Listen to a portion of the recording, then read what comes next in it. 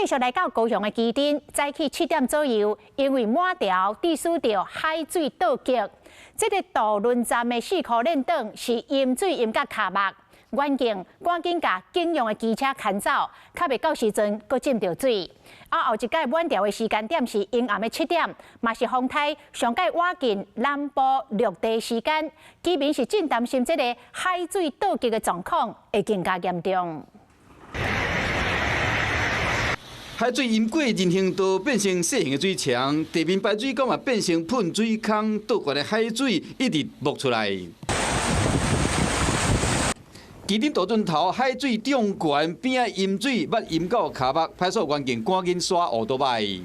在高雄旗津渡轮码头这边呢，现在因为台风来袭，码头渡轮是暂时关闭。而在稍早满潮的时候呢，渡轮这边的码头因为海水倒灌，海水一度淹过了路面。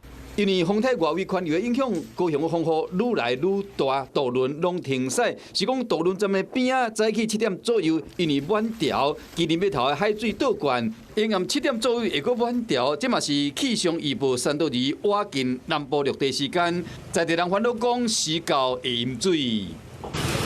又开始涨潮了。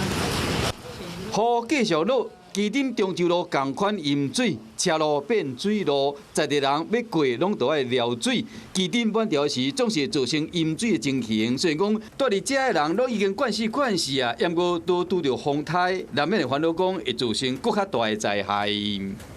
Hello， 我是林仙怡。想要抢先掌握最及时的新闻资讯吗？赶快订阅、按赞、开启小铃铛，锁定华视新闻 YouTube 频道。